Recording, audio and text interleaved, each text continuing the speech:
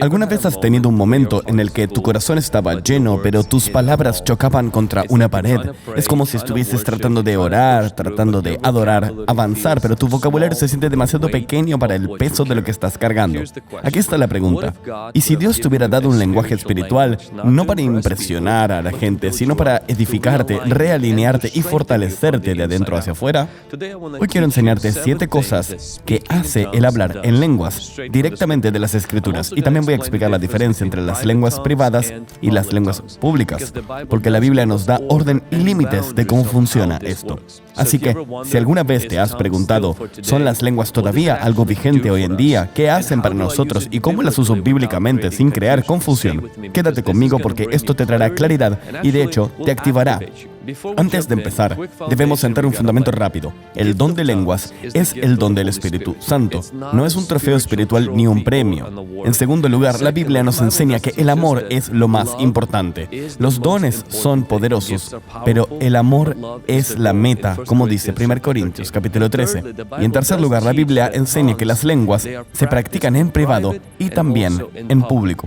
Cuando son en público, debe hacerse con interpretación y orden. Hablaré un poco más sobre esto más adelante. Entremos en la materia. La primera cosa que hace el don de lenguas es que te edifica y te construye. El lenguaje de oración fortalece a tu hombre interior. Pablo dice en 1 Corintios 14:4, el que habla en lenguas se edifica a sí mismo. Quiero que notes que no se trata de edificar a otras personas. La palabra edificar significa construir, como una construcción espiritual. Así que orar en lenguas es una de las formas en que Dios te fortalece internamente cuando te sientes débil, externamente. Permíteme decírtelo así. Algunas personas desarrollan una dependencia poco saludable, necesitando siempre que alguien más las edifique. Pero el don de lenguas, este lenguaje de oración, te ayuda a entrar en oración y decir, Espíritu Santo, edifícame desde el interior. Así que cuando te sientas agotado, abrumado, pesado o apagado, tómate 5 a 15 minutos al día para orar en lenguas como un acto de fe, no como una actuación, sino como una construcción espiritual. La segunda razón o beneficio de hablar en lenguas es que te ayuda a orar cuando aún no sabes por qué orar. El lenguaje de oración, este lenguaje espiritual, te ayuda a orar más allá de tus limitaciones mentales. Hay temporadas en las que no sabes por qué orar, no sabes cómo orar, no sabes por quién orar o qué está pasando en el reino espiritual. Romanos capítulo 8 dice que el Espíritu Santo nos ayuda en nuestra debilidad e intercede cuando no sabemos por qué orar. Ahora bien, Romanos capítulo 8 no dice que esto se refiera a las lenguas. No usa la palabra lenguas directamente, pero el principio es claro. El Espíritu Santo te ayuda a orar cuando tu entendimiento no puede soportar toda la carga. Las lenguas se convierten en la forma en que decimos a Dios, Dios, no tengo más palabras, pero no estoy sin poder, porque el Espíritu Santo, que levantó a Jesús de entre los muertos, está orando a través mío. Así que cuando estés confundido, abrumado o enfrentando algo más grande que tu claridad y capacidad mental, ora en tu lenguaje de oración. Luego, haz una pausa y escucha. Muchas personas encuentran dirección después de orar con este lenguaje de oración. El tercer beneficio o la tercera cosa que sucede cuando hablas en lenguas es que las lenguas se convierten en un canal para la adoración y la alabanza. Este lenguaje espiritual de oración libera una alabanza que va más allá de tu idioma normal. En Hechos capítulo 10, versículo 46, dice que oyeron a los creyentes hablar en lenguas y magnificar a Dios. En otras palabras, las lenguas no son solo para peticiones de oración, también son para la adoración, porque hay momentos en los que quieres magnificar a Dios, quieres exaltarlo, simplemente quieres adorarlo. Pero las palabras comunes se sienten vacías comparado con lo que sientes en tu corazón y en tu espíritu.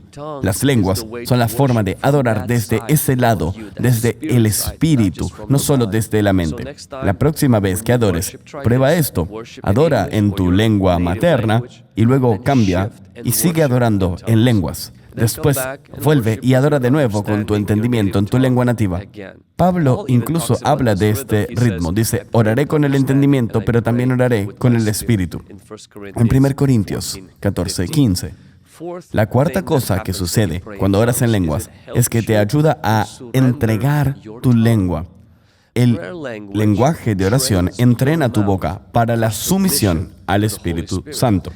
Santiago capítulo 3 nos dice que la lengua es pequeña pero poderosa y capaz de incendiar o destruir cosas y dirigir toda tu vida. Y sinceramente, la mayoría de la gente no puede controlar su lengua con sus propias fuerzas. Pero aquí hay algo que debes tener en cuenta. Puede que no seas capaz de tomar tu lengua solo, pero sí puedes entregarla. Así que cuando hablas en lenguas, estás diciendo, Espíritu Santo, toma este instrumento, mi boca, y úsalo para los propósitos de Dios. Si eres una persona que lucha contra el habla negativa, contra palabras impulsivas, chismes, si eres muy duro con tu lenguaje, o si te quejas, no intentes solo parar, intenta reemplazar eso con una nueva disciplina. El lenguaje de oración diario es el terreno de entrenamiento para la rendición de tu boca. Ahora, la quinta cosa que sucede cuando oras en lenguas es que las lenguas fortalecen tu espíritu mientras tu mente descansa. Este lenguaje espiritual de oración es una comunicación del Espíritu a Dios. Pablo dice en el 1 Corintios 14:14, si yo oro en lenguas, mi espíritu ora, pero mi entendimiento no da fruto. Eso significa que algo poderoso está sucediendo incluso si tu mente no sigue el rastro de cada sílaba. Esta es una de las razones por las que puedes, de hecho, sentirte descansado después de orar en lenguas, porque tu mente deja de empujarte, tu espíritu se mantiene comprometido, tu corazón sigue conectado a Dios. En Isaías se habla de un descanso, un refrigerio que sigue al hablar en lenguas.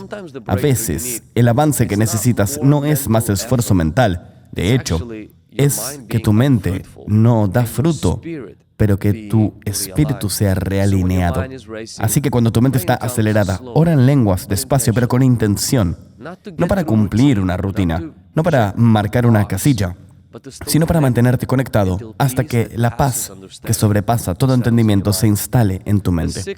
La sexta cosa que sucede cuando oras en lenguas es que las lenguas te permiten hablar misterios a Dios. Este lenguaje espiritual de oración le da a tu espíritu vocabulario para las realidades espirituales. En Corintios 14:2, Pablo dice, el que habla en lenguas habla misterios. Hay cosas que suceden en el reino espiritual de las que ni tú y yo podemos pensar de forma natural. A veces hay cargas a las que no podemos poner nombre o una guerra que no podemos explicar del todo. O una gratitud demasiado profunda para que quepa en una oración o en el vocabulario humano. Hay un anhelo dentro de nosotros que no cabe en un párrafo. Mira, tu lenguaje espiritual de oración permite que tu espíritu hable con Dios sin necesidad de un fraseo natural perfecto primero. Y con el tiempo, muchos creyentes descubren que orar en lenguas aumenta la sensibilidad espiritual hacia el reino del Espíritu, porque aprendes a vivir desde el Espíritu, no solo desde la mente, no solo desde el reino físico. Así que cuando sientas que algo está pasando, pero no puedas explicarlo, ora en lenguas y pide a Dios interpretación o claridad según sea necesario. La séptima cosa que sucede cuando oras en lenguas con interpretación es que puedes edificar a otras personas. Por lo tanto, las lenguas no son solo para el ámbito privado, sino también para el público. Y edifican a otros cuando se dan con interpretación. Así que cuando las lenguas son privadas, te edifican a ti. Cuando son en público, deben edificar y construir a la iglesia. Y eso solo puede suceder a través de la interpretación. Y aquí es donde la gente se confunde, porque muchas personas solo escuchan extremos, o que las lenguas son puro caos, o que las lenguas son solo la prueba de tu superespiritualidad. Pero Pablo nos da este equilibrio. Él no prohíbe las lenguas, de hecho, dice que hablan lenguas más que otros, pero regula las cosas, establece ciertos límites y orden para las reuniones de la iglesia. Dice, oigan, 2 o 3 pueden hablar, cada uno a su turno, y que alguien interprete. Y si no hay interpretación, bueno, ora para ti mismo en privado. Y luego dice, Dios no es autor de confusión, sino de paz, y que todo se haga con decencia y orden. Vamos a resumir un poco, a desglosar entre el uso privado de lenguas y el uso público de las lenguas.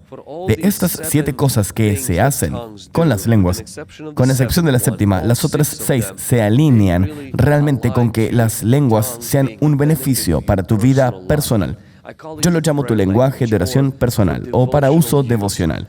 El propósito principal del lenguaje de oración es para la construcción espiritual y personal.